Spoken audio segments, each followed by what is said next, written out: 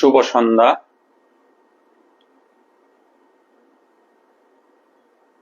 পরমেশ্বর ভগবানের নাম স্মরণ করে আমরা আজকের অনুষ্ঠান আরম্ভ করব।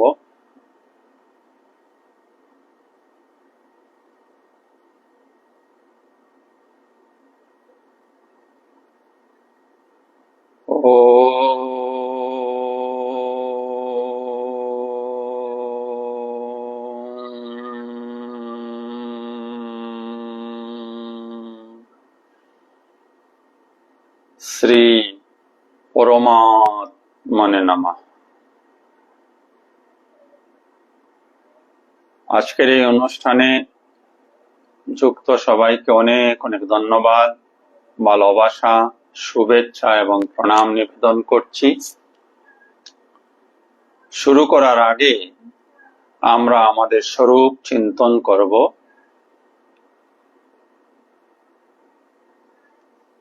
আসুন আমরা মনে মনে বলি, আমি শক্তিশালী আত্মা, আমি শক্তিশালী আত্মা, আমি দেহ নই, মন নই, বুদ্ধি নই, আমি নিত্য শুদ্ধ বুদ্ধ মুক্ত আত্মা, আমি সৎ চিৎ আনন্দময়।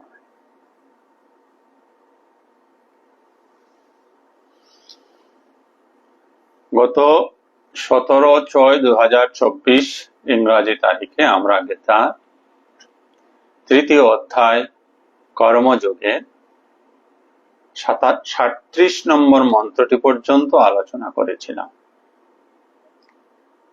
আজ আমরা 38 নম্বর মন্ত্র থেকে আলোচনা শুরু করব। তো 37 নম্বর মন্ত্রে ভগবান শ্রীকৃষ্ণ কি বলেছিলেন তা একটু রিক্যাপ করে নিচ্ছি। এর আগে অর্জুন ভগবানকে প্রশ্ন করেছিলেন, হে ভগবান, মানুষ কেন অনিচ্ছা সত্ত্বেও বলপূর্বক পাপ ও কর্মে প্রবৃত্ত হয়? তার উত্তরে ভগবান 37 নম্বর মন্ত্রে বলেছিলেন, কাম এসো ক্রোধ এসো রজোগুণ সমদ্ভুব মহাশন মহাপাপমা বিদ্ধি এনম ইহ বৈরিণম। ভগবান বলেছিলেন, কাম এবং ক্রোধ রজগুণ থেকে উৎপন্ন হয়। এবং কাম ক্রোধ কি বললেন? মহাশন, সর্বগ্রাসী, মহাপাপমা, মহাপাপী এবং মানুষের প্রধান শত্রু। বৈরিণম, সকল শত্রুর মধ্যে প্রধান শত্রু হচ্ছে কাম এবং ক্রোধ। কাম ক্রোধ কি করে? আজকে আমরা ফেসবুকে যেটা ক্যাপশন দিয়েছিলাম, কিভাবে রিপু দমন করতে হয়। ষড়রিপু কাম ক্রোধ মোহ লোভ মদ মাৎসর্য, এই সব রিপুগুলির মধ্যে কাম রিপুটাই সবচেয়ে শক্তিশালী এবং অন্যান্য রিপুগুলি ওই কামের মধ্যেই আছে।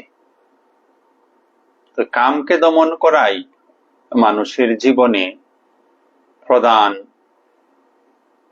কাজ। কাম নামক শত্রুটাকে প্রথমে নাশ করতে হবে।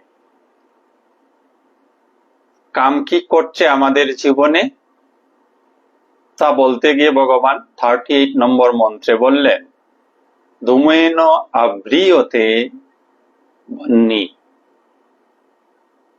যথাদর্শ মলেন চ যথা উল্বেন আবৃত গর্ভ তথা তেনে ইদম আবৃতম। ধোঁয়া যেভাবে আগুনকে আবৃত করে রাখে বা আবরিত করে রাখে, আয়নায় ধুলাবালি পড়ে বা ময়লাযুক্ত হয়ে আয়না যেমন তার স্বচ্ছতা হারায় বা ধুলাবালির দ্বারা আবরিত হয়, গর্ভ যেমন জরায়ুর দ্বারা আবৃত থাকে, ঠিক সেইভাবে কাম আমাদের শুদ্ধ জ্ঞানকে, শুদ্ধ চেতনাকে আবৃত করে রাখে, আবরিত করে রাখে। শুদ্ধ চেতনা বা শুদ্ধ জ্ঞান আবৃত হয়ে থাকলে কি হয়? মানুষ পাপ কর্ম করে, তার বিবেক বিচার করার ক্ষমতা হারিয়ে যায়, কামনার পিছনে সে ছুটতে থাকে, কাম্য বস্তু প্রাপ্তির জন্য সে ন্যায় অন্যায় ভালো মন্দ এগুলি বিচার করতে পারে না। তাই কামনা বড় ভয়ঙ্কর। প্রতিটি মানুষের জীবনে কাম শত্রু, এই কাম শত্রুকে জয় করতে হবে। প্রথমে বলা হলো, ভগবান বললেন যে কাম আমাদের শত্রু, তারপর এই কাম আমাদের জীবনকে কিভাবে প্রভাবিত করছে তা বললেন 38 নম্বর মন্ত্রে এসে, যে কাম আমাদের জ্ঞানকে আবৃত করে রেখেছে, শুদ্ধ জ্ঞানকে। শুদ্ধ জ্ঞান স্বরূপ কি? আমরা সবাই শুদ্ধ চৈতন্য, আমরা সবাই নিত্য শুদ্ধ বুদ্ধ মুক্ত আত্মা। না আমাদের জন্ম আছে, না আমাদের মৃত্যু আছে, আমরা কখনো বন্ধনে নেই, আমরা সবাই মুক্ত, সবাই সনাতন শাশ্বত আত্মস্বরূপ। এই যে শুদ্ধ জ্ঞান, কামনা এই শুদ্ধ জ্ঞানকে আবৃত করে রেখেছে। শুদ্ধ জ্ঞানটা আছে, আবরিত হয়ে আছে। কথাটাকে যেন সহজ ভাবে বুঝি। পর্দা লাগানো আছে মানে কি? ওই পাশেও ঘর আছে, কিছু আছে। ঠিক এইভাবেই আমাদের পর্দা লাগানো হয়েছে, কাম রূপী শত্রুর পর্দা। ও পাশে সমস্ত শুদ্ধ জ্ঞানে রয়েছে, আর ও পাশে কামনার দ্বারা প্রভাবিত হয়ে ষড়রিপুজনিত অজ্ঞান রয়েছে। আর এদের ষড়রিপুর মূল যে রিপু হচ্ছে, সে রূপু কাম। কাম থেকেই আপনার ক্রোধ হয়। যেমন কাম পরিপূর্ণ না হলে ক্রোধ হবে। কামের মধ্যেই লোভ নিহিত হয়ে আছে, কামের মধ্যেই অহংকার নিহিত হয়ে আছে, কামের মধ্যেই হিংসা নিহিত হয়ে আছে, কাম ক্রোধ মোহ নিহিত হয়ে আছে। খুব সূক্ষ্মাতি সূক্ষ্ম ভাবে যদি কামকে আমরা বিচার করি, তাহলে বাকি যতগুলি রিপু তা এই কামের মধ্যেই, কাম নামক রিপুর মধ্যেই সমাবিষ্ট হয়ে আছে। তাই ভগবান অন্যান্য রিপুর কথা না বলে বললেন কামকে দমন করতে হবে। কাম দমন করলে অটোমেটিক্যালি আমাদের অন্যান্য রিপুগুলি দমন হয়ে যাবে। তো কামকে দমন করতে হলে কি করতে হবে সে বিষয়ে ভগবান পরবর্তী মন্ত্রে বলছেন। মন্ত্র নাম্বার 39, 39। আবৃতম জ্ঞানম মেথেন জ্ঞানিনো নিত্য বৈরিনা কামরূপেণ কুন্তেয় দুষ্পুরেণ অনলেন চ। আবৃতম জ্ঞানমেতম জ্ঞানীন নিত্য বৈরিণা কামরূপেণ কুন্তয় দুষ্পুরেণ অনলেন চ। কামের আবার বিস্তৃত বিবরণ দিলেন ভগবান। আবৃতম জ্ঞানম, জ্ঞানকে আবৃত করে রাখে এতেন, এইভাবে। কাম আমাদের শুদ্ধ জ্ঞানকে আবৃত করে রাখে। জ্ঞান পারমার্থিক ভাষায় হচ্ছে আমি আত্মা, এইটাই জ্ঞান। অর্থাৎ এককে জানার নাম জ্ঞান, আর বহুকে জানার নাম অজ্ঞান। আমরা সবাই জগতের অনেক কিছু জেনে আছি, তাই আমরা সবাই অজ্ঞানী। জ্ঞানীকে, যিনি একমাত্র আত্মাকে জানেন। আত্মার জ্ঞান যার হয়েছে, ঈশ্বরের জ্ঞান যার হয়েছে, পরমেশ্বরের জ্ঞান যার হয়েছে, তিনি জ্ঞানী। এককে জানার নাম জ্ঞান, বহুকে জানার নাম অজ্ঞান। তো কাম আমাদের জ্ঞানকে আবৃত করে রাখে, তাই যারা জ্ঞানী তাদের কাছে এই কাম নিত্য বৈরী না, সর্বদা তাকে শত্রু স্বরূপ তারা দেখেন। আর সাধারণ অজ্ঞানী মানুষ সর্বদা কামের পূজা করছে। কামের পূজা করা বুঝেন তো? আমরা দেবতাদের পূজা কেন করি? দেবতাদের তুষ্টি বিধানের জন্য, দেবতাদের সন্তুষ্ট করার জন্য দেবতাদের পূজা করা হয়। সাধারণ অজ্ঞানী মানুষ কামের পূজা করে, কামনা বাসনার পূজা করে, যাতে করে কামনা বাসনা পরিতৃপ্ত হয়। কামনা বাসনা কি? আমাদের মনে অসংখ্য চিন্তা। আমরা সবাই বলি আমি অনেক চিন্তায় জর্জরিত, অনেক সমস্যায় জর্জরিত। এই সমস্যাগুলি, এই চিন্তাগুলির মূল কারণ হচ্ছে আমরা কামনাগ্রস্ত হয়ে আছি। কামনাগ্রস্ত হয়ে না থাকলে মনে চিন্তা উঠবে না, কোনো সমস্যা থাকবে না। প্রতিটি সমস্যাকে দেখুন, প্রতিটি চিন্তাকে দেখুন, তার মূলে গিয়ে দেখবেন কিছু চাওয়া পাওয়া রয়ে আছে। তাই মনের মধ্যে হাজার হাজার চিন্তা প্রতিদিন উঠানামা করছে। এর মধ্যে কিছু চিন্তা খুব প্রবল ভাবে আমাদের মনে আসে, তখনই আমরা ওই চিন্তার পেছনে ছুটি। ওই চিন্তা কি? কিছু পাওয়ার চিন্তা, কিছু পাওয়ার জন্য মন তাড়িত হয়ে থাকে। তাই আমরা সকাল থেকে ঘুমানোর আগ পর্যন্ত ওই বিশেষ বস্তুটিকে পাওয়ার জন্য, বিশেষ বস্তু বলতে এখানে শুধু স্থূল বস্তু বুঝবেন না। আমাদের কামনা শুধু গাড়ি গাড়ি, বাড়ি গাড়ি, নারী, অর্থ, এগুলি সব স্থূল, দেখা যায় চোখে। তাছাড়াও আমাদের সূক্ষ্ম কামনা রয়েছে। আমি মান চাই, আমি সম্মান চাই, আমি পদবি চাই, আমি অমুককে দেখলে আমার হিংসা হয়, অমুকের প্রতি আমার বিরক্তি, অমুকের প্রতি আমার আসক্তি, অমুকের প্রতি আমার প্রেম, অমুকের প্রতি আমার ভালোবাসা, এগুলি দেখানো যায় না।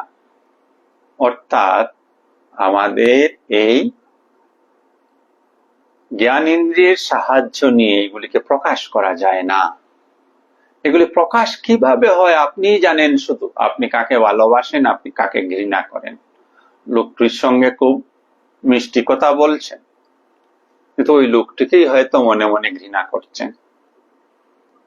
পরিবেশ, সমাজের দায়ে, অবস্থার দায়ে সিচুয়েশন আপনাকে বাধ্য করছে, এক বিশেষ ব্যক্তির সঙ্গে আপনি মুখে হাসি নিয়ে কথা বলছেন, অথচ মনে মনে ওই লোকটাকে আপনি হয়তোবা ঘৃণা করছেন।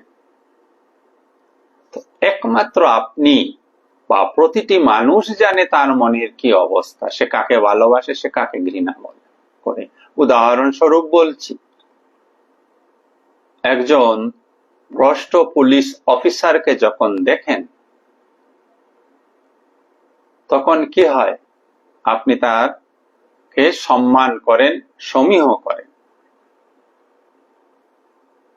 কিন্তু ওই তার সামনে থেকে যখনই সরে যাবেন, তখনই আপনি আপনার প্রকৃত মানসিক মনোবৃত্তিটা প্রকাশ পাবে।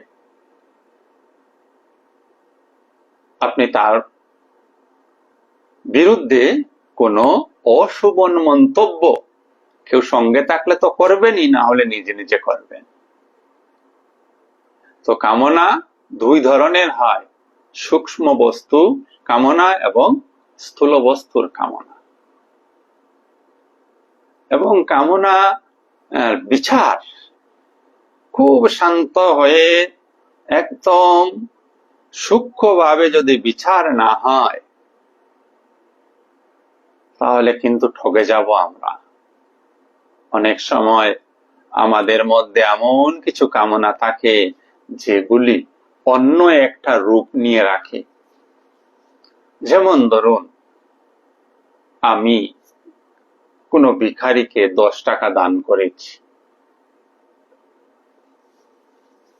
আমার কি এখানে কামনা আছে বাইরের লোক দেখলে বলবে যে আমি দানি, তাই ভিখারিকে 10 টাকা দিয়েছি? আমাদের বাইরের অ্যাক্টিভিটিস দিয়ে মানুষ আমাদের আন্তরিক অবস্থাকে বিচার করতে পারে না। তাই আধ্যাত্মিকতা শুধুমাত্র নিজের কথা বলেন, আপনার কথা বলেন, জগতের অন্য কারো কথা নয়।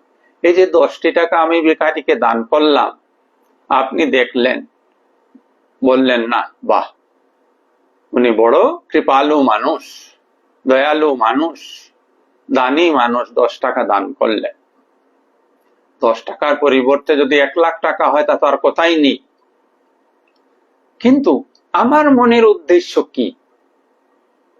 আমার মনের তো উদ্দেশ্য আলাদা হতে পারে। 10 টাকা দেওয়ার পরই আমি হয়তো আশা রাখছি যে ভিখারি আমাকে ধন্যবাদ দিক। কামনা, এই যে ধন্যবাদ প্রাপ্তি আশা, এটাই কামনা। আমার পুণ্য হবে, এটাও কামনা। আমরা অনেকেই সমাজের বিভিন্ন কাজকর্ম করি, সমাজ সেবা করি, সমাজের উন্নতিকল্পে কাজ করি। নিঃস্বার্থভাবে যদি করে থাকি, কোনো চাওয়া পাওয়া না রেখে সমাজের কাছ থেকে, ওই ভিখারিটিকে যেভাবে 10 টাকা দান করেছি, একদম নিঃস্বার্থভাবে যদি দান করি, ওইখানে যদি কোনো চাওয়া পাওয়া না থাকে, তাহলে তাহাই যথার্থ দান। তাই নিজেকে তন্ন তন্ন করে খুঁজতে হবে যে কোথাও আমার সামাজিক কর্মের মধ্যে কি আমার কোনো সূক্ষ্ম কামনা লুকিয়ে রয়েছে। তাই জ্ঞানীরা এই কামনাকে বা এই কামকে সর্বদা শত্রু ভাবেন। কামকে কখনো তারা প্রশ্রয় দেন না। কেন? এই কাম মানুষের শুভ জ্ঞানকে, শুভ বুদ্ধিকে, শুভ চৈতন্যকে, শুভ চেতনাকে আবৃত করে রাখে।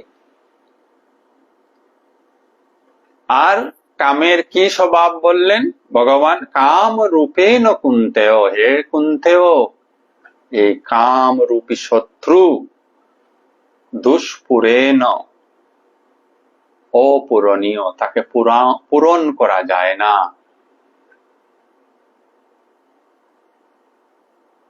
আজ 1,00,000 টাকার কামনা, তো 1,00,000 টাকার প্রাপ্তিতে কামনা বেড়ে গিয়ে 10,00,000 টাকা হয়ে যায়, তো কামনার তো পূরণ হলো না।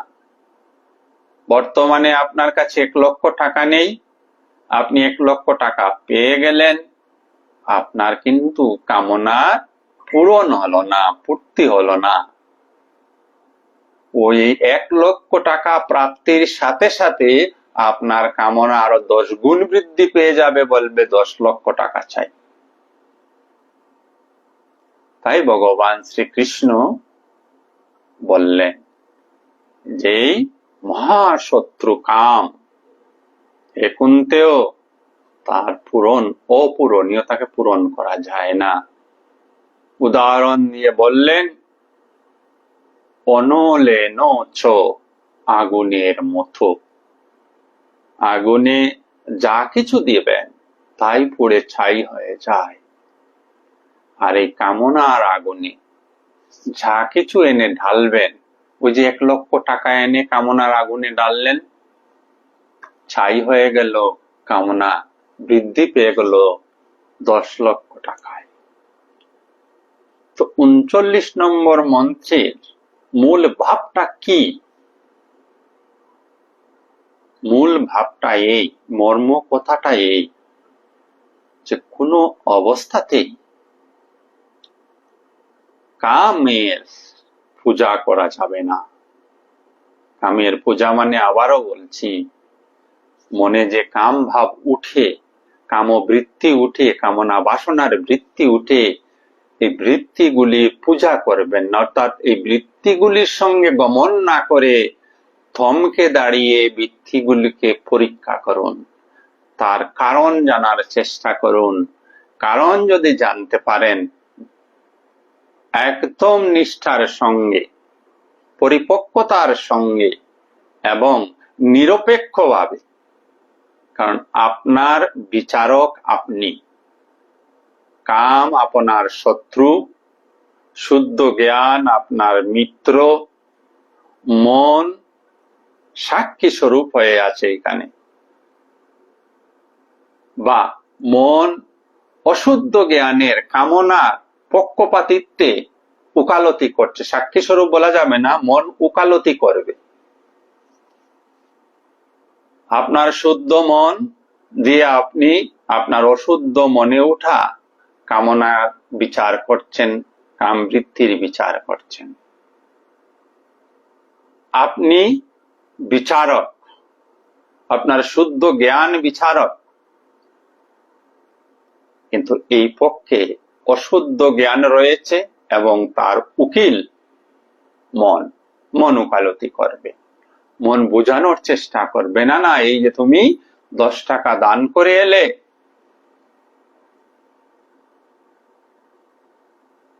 পুণ্য করে এলে,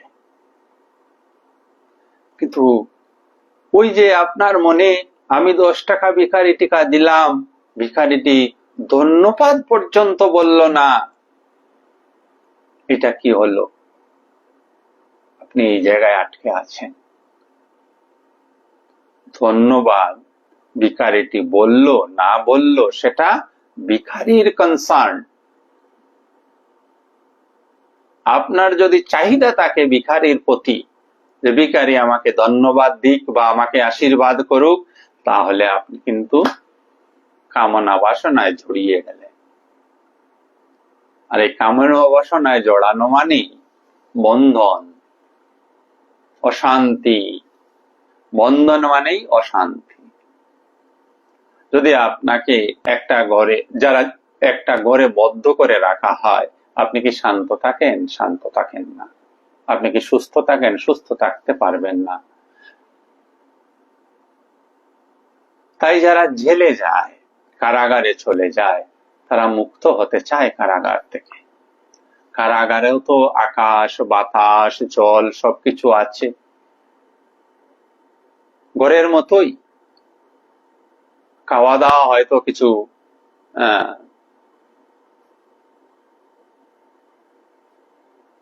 ঘরের মতো হয় না, কিন্তু মানুষ সেখানে গেলে তার স্বাধীনতা হারায়। সে যখন ইচ্ছা তখন বাইরে যেতে পারে না, সে যখন ইচ্ছা তখন কিছু খেতে পারে না, যখন ইচ্ছা তখন কিছু বলতে পারে না, যখন ইচ্ছা তখন অন্য কারোর সঙ্গে দেখা করতে পারে না। সে এক চার দেয়ালের মধ্যে বন্ধ থাকে, তাই সে সেখান থেকে মুক্ত হতে চায়। ঠিক তদ্রূপ ভাবে আমরা যদি কামনার জেলে বন্ধ হয়ে যাই, তো আমাদের জীবন বন্ধন যুক্ত হয়ে যাবে। আর বন্ধন যুক্ত জীবন সর্বদাই অশান্তির কারণ, দুঃখের কারণ, দুশ্চিন্তার কারণ, অস্থিরতার কারণ, অশান্তির কারণ। তাই এই যে আমরা পারমার্থিক চর্চা করি, তার মুখ্য উদ্দেশ্য কি? ও আন্তরিক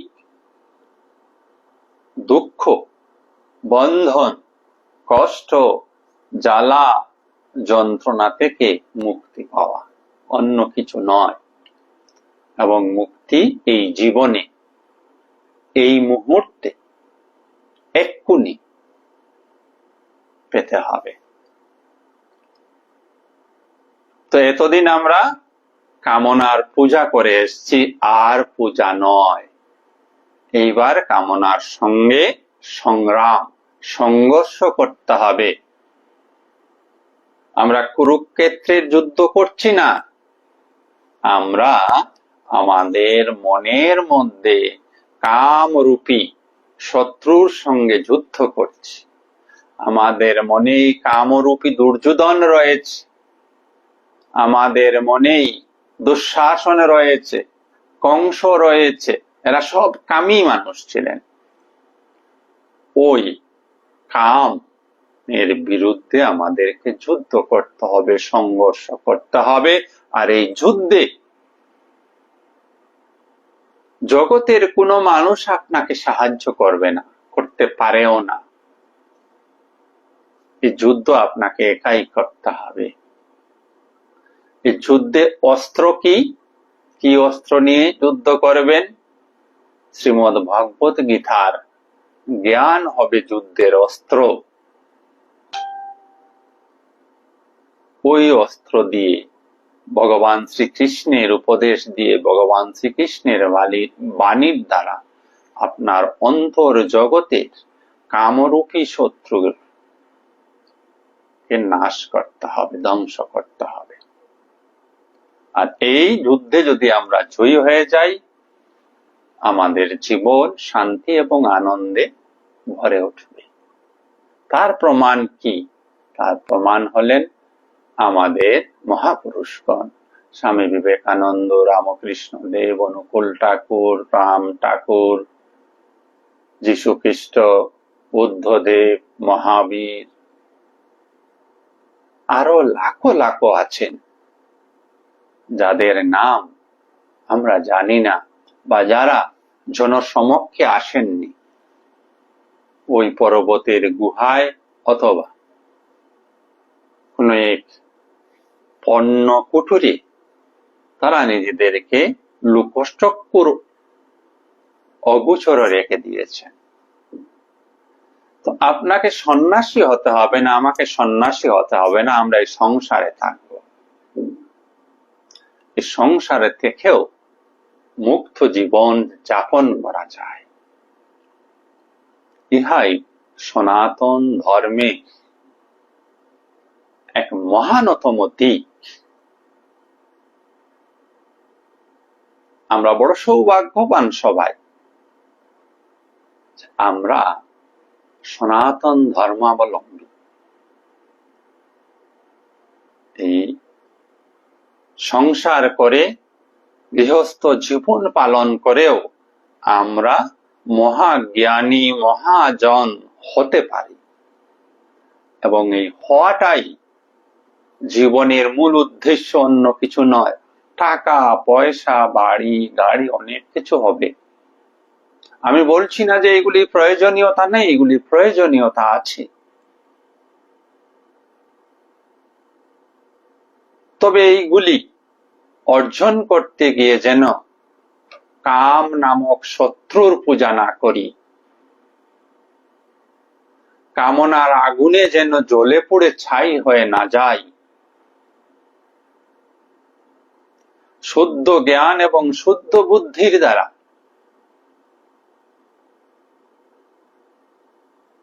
অর্থ উপার্জন করি, বিত্ত উপার্জন করি। শুদ্ধতা বজায় রেখে সাংসারিক সমস্ত কর্মে আমরা নিযুক্ত থাকব, তাতে কিছু যায় আসে না। শুধুমাত্র কামকে প্রশ্রয় দেওয়া যাবে না, কামনা বাসনাকে প্রশ্রয় দেওয়া যাবে না। কামরূপী শত্রু জীবের শুদ্ধ চেতনাকে আবৃত করে রাখে, আর এই কামকে কখনো পূরণ করা যায় না। এই কথা জেনে কামের পূজা আমাদেরকে বন্ধ করতে হবে। এবার বিচার, বিচার মানে সংঘর্ষ করা, যুদ্ধ করা। শুভ বিচারের দ্বারা অসৎ বিচারগুলিকে ধ্বংস করা। তার পরবর্তী মন্ত্রে ভগবান বলছেন, এই কাম যতক্ষণ ভগবান বলে গেলেন এই কামের বাসস্থান কোথায়, সে থাকে কোথায়। কোন শত্রুকে যদি হত্যা করতে হয়, নিধন করতে হয়, তার ঠিকানা তো জানতে হবে।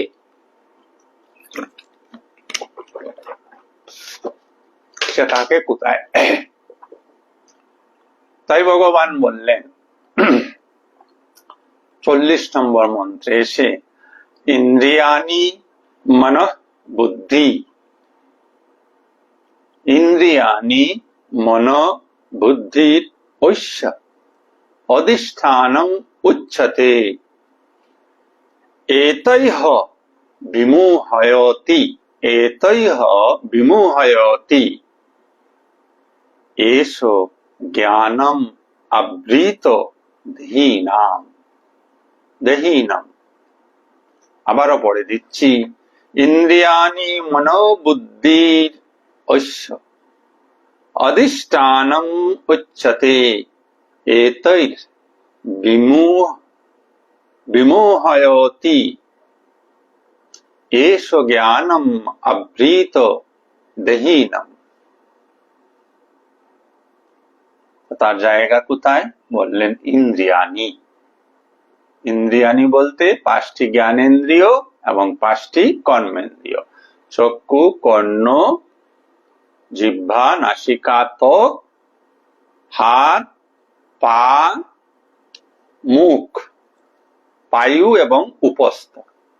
এই 10টা ইন্দ্রিয়, এইগুলাতে কামের বাসস্থান। আর কোথায়? মন, মনে কামের বাসস্থান। আর কোথায়? বুদ্ধিতে মনের বাসস্থান। তো 12টা জায়গায় কাম অবস্থিত। এতৈর বিমোহয়তি, এদের দ্বারা এই 12টা, 5টা জ্ঞানেন্দ্রিয়, 5টা কর্মেন্দ্রিয় আর 2টা অন্তরিন্দ্রিয়, মন এবং বুদ্ধি, এই 12টা, এদের দ্বারা বিমোহয়তি, মোহিত হয়ে, এসো এই কাম, জ্ঞানম জ্ঞানকে, আবৃত করে, দেহিনাম জীবের।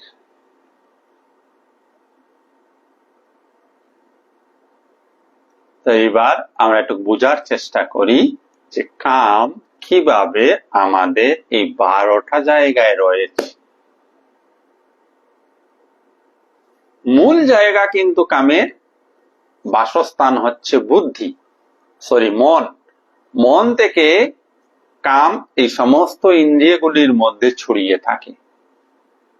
মনে কোনো বাসনার উদয় হলো, সে সিগারেট খাওয়ার মনে বাসনা জাগ্রত হলো। এখন এই সিগারেট খাওয়াটিকে বা ধূমপান করা কিভাবে হবে?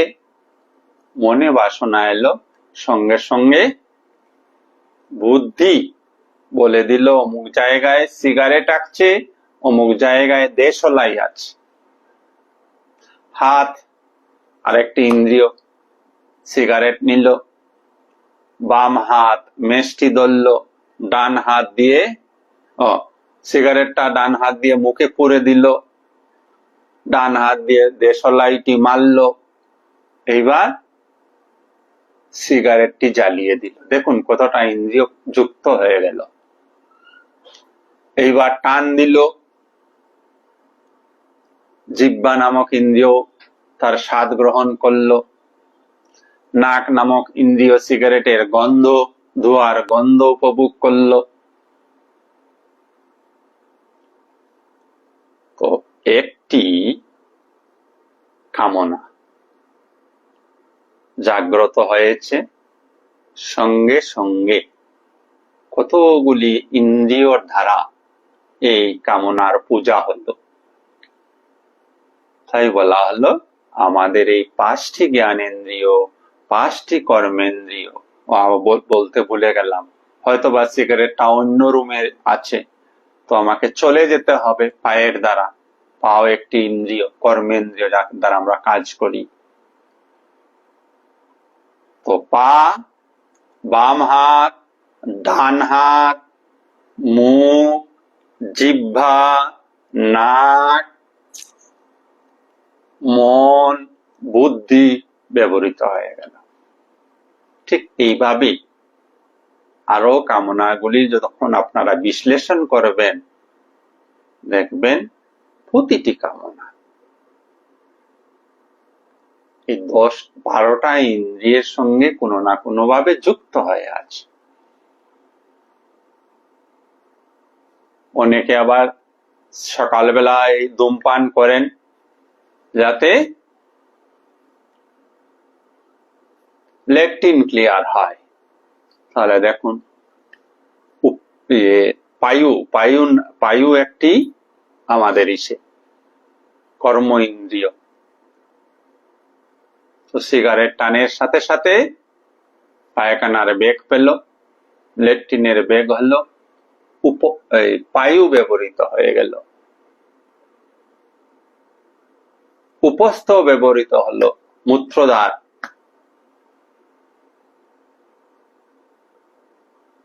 এইভাবে সমস্ত ইন্দ্রিয়গুলি কামের আশ্রয়স্থল।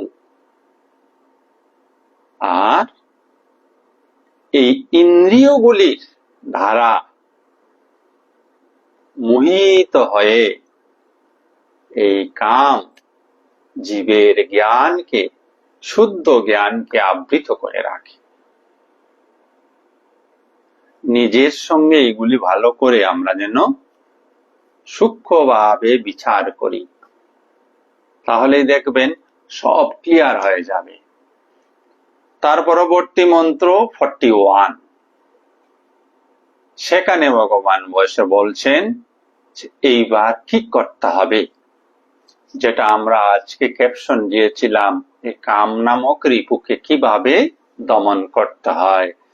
তাই ভগবান বললেন তস্মাৎ তু ইন্দ্রিয়াণি আদৌ নিয়ম্য ভরত সর্ব পাপমানম প্রজোহি হেনম জ্ঞানো বিজ্ঞানো নাশনম।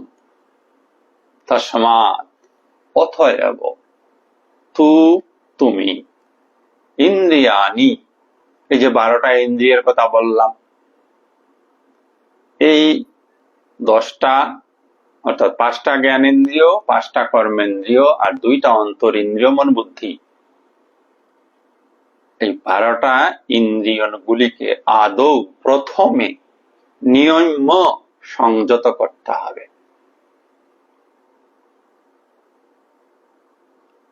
ভরতর্ষভ, হে অর্জুন অথবা হে ভারত শ্রেষ্ঠ, অর্জুনকে ভারত শ্রেষ্ঠ বলছেন ভগবান। তো এইখানে শুধু অর্জুনের জন্য এটা বলা হচ্ছে না, বলা হচ্ছে আমাদের প্রত্যেকের নাম ধরে, যারা যারা আমরা শুনছি গীতাখানা। আপনারা যারা যারা এই মুহূর্তে উপস্থিত রয়েছে, আমি কয়েকজনের নাম দেখতে পাচ্ছি, যেমন সুব্রত, জগবন্ধু বাবু, দুর্লভ পাল, তাপসী দেবরয়, রাটু দেব, রাজু তরফদার, এই প্রতিটি মানুষকে ভগবান বলছেন, এক এক জনকে বলছেন, অর্জুনকে শুধু বলেননি। তস্মাৎ তু ইন্দ্রিয়াণি আদৌ নিয়ম্য, ভরত সর্বনয়, তাপসী দেবরয় ভগবান বলছেন, প্রশান্তকে বলছেন, আমাকে বলছেন, আমাদের প্রথমে এই ইন্দ্রিয়গুলিকে দমন করতে হবে, সংযত করতে হবে। পাপমানম প্রজহি, এই ইন্দ্রিয়গুলি, এই ইন্দ্রিয়গুলি কামের আশ্রয়স্থল। ইন্দ্রিয়গুলি যদি সংযম হয়ে যায় তো কাম জায়গা পাবে না। কাম নামক শত্রুটি তখন বিনাশ হবে, তার নাশ হয়ে যাবে। আপনি একটি চেয়ারে বসেন, চেয়ারখানায় যদি ভেঙে দেওয়া হয় তাহলে আপনি কি ওই চেয়ারখানাতে আর বসতে পারবেন না। এটা জাস্ট ইনস্টেন্সের জন্য বলছি, বুঝার জন্য বললাম। ঠিক কামনা বাসনা মানুষের জীবনকে অন্ধকারের দিকে ঠেলে দে, অশান্তির দিকে ঠেলে দে, অপূর্ণতার দিকে ঠেলে দে, বন্ধনের দিকে ঠেলে দে, যন্ত্রণার দিকে ঠেলে দে, অশান্তির দিকে ঠেলে দে। আর এই কামনা বাসনাগুলি আশ্রয়স্থল বা বসার জায়গা হচ্ছে আমাদের এই ইন্দ্রিয়গুলি। তাই এই ইন্দ্রিয়গুলিকে যদি আমরা সংযত করে নিতে পারি, কিভাবে সংযত করবেন তা পরে জানবো আমরা। এবার শুধু আমরা জেনে রাখি যে ইন্দ্রিয়গুলিকে সংযত করতে হবে। তার মধ্যে সমস্ত ইন্দ্রিয়ের মধ্যে মন হচ্ছে রাজা। তাই মনকে প্রথমে ধরো। মনে ওই কামনা বাসনার চিন্তা যখন উঠে তাকে দেখুন, প্রত্যক্ষ করুন। যেভাবে এই বইখানাকে প্রত্যক্ষ করছেন, মনে ওঠা চিন্তাগুলিকে এইভাবে প্রত্যক্ষ করা যায়, দেখা যায়। যিনি এই বিদ্যা শিখেছেন, যিনি এই কৌশলে শিখেছেন, তিনি মনে উঠা বৃত্তিগুলির দর্শন করতে পারবেন এবং এই উদিতমান বৃত্তির কারণ জানতে পারবেন। বৃত্তিকে যখনই দেখতে শুরু করবেন, বৃত্তি মানে চিন্তা, চিন্তা বিভিন্ন কারণে আসে, ষড়রিপু কারণে আসে। তার মধ্যে প্রধানই হচ্ছে কাম। এই কামের মধ্যেই বাকি ষড়রিপুগুলি সমাহিত হয়ে আছে। কামের মধ্যে লোভ আছে, কামের মধ্যে অহংকার আছে, কামের মধ্যে হিংসা আছে, কামের মধ্যে ক্রোধ আছে, কামের মধ্যে মোহ আছে। তাই ভগবান কামকেই মানুষের জীবনের প্রধান শত্রু বলে আখ্যায়িত করলেন।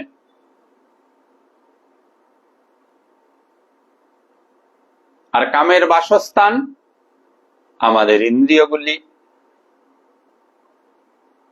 ইন্দ্রিয়গুলির মধ্যে শ্রেষ্ঠ আমাদের মন।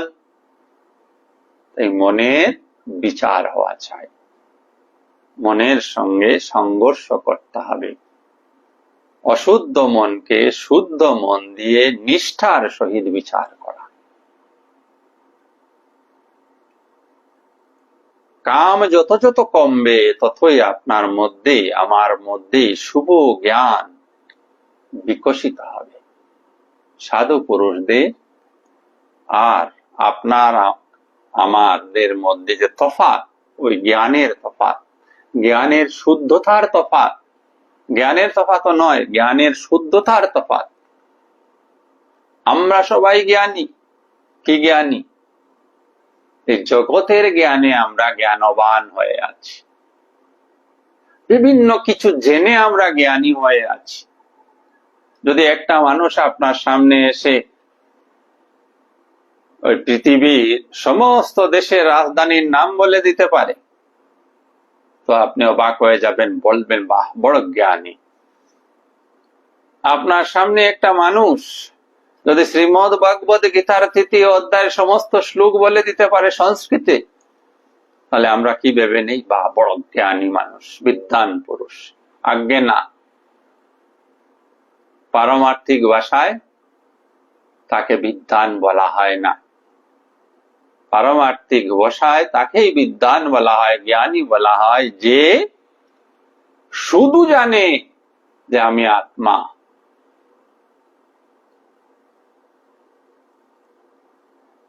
এই জ্ঞান যার হয়েছে সে জ্ঞানী। আমরা সবাই বলি আমি আত্মা, অনুভব নেই, জানি না, মানি আত্মা।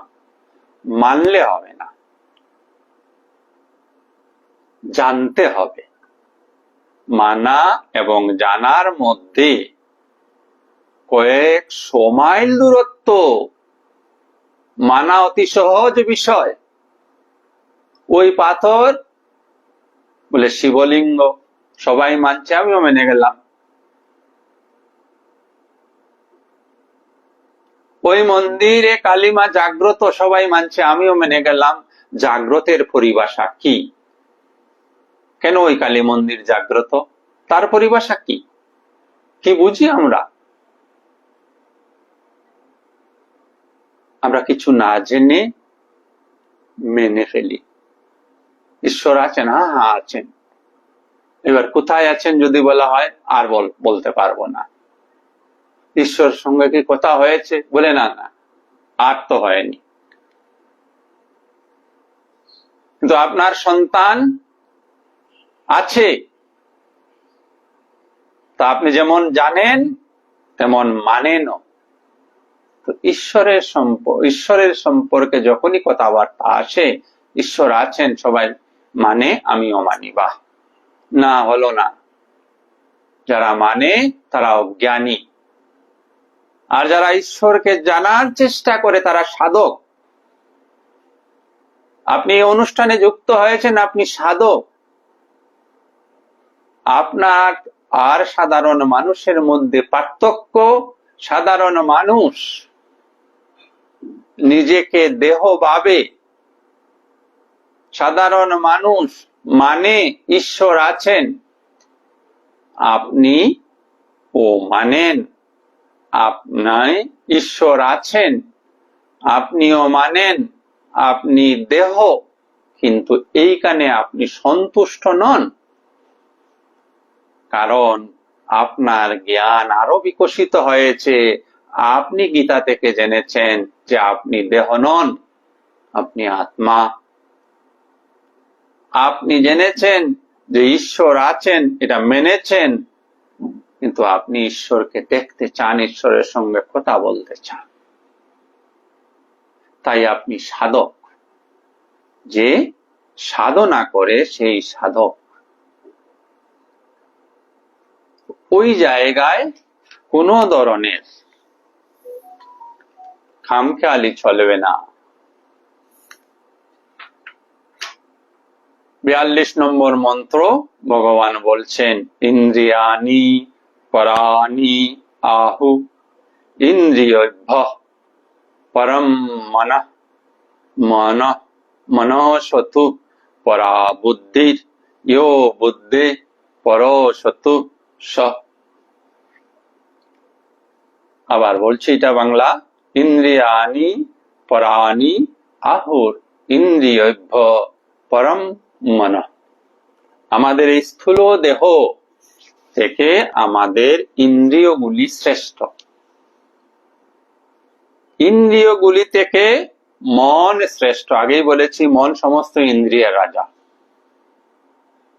মন থেকে বুদ্ধি শ্রেষ্ঠ, আর বুদ্ধি থেকে সেই পরমাত্মা শ্রেষ্ঠ, যিনি আপনার ভিতরে রয়েছেন, বুদ্ধিরও পারে রয়েছেন।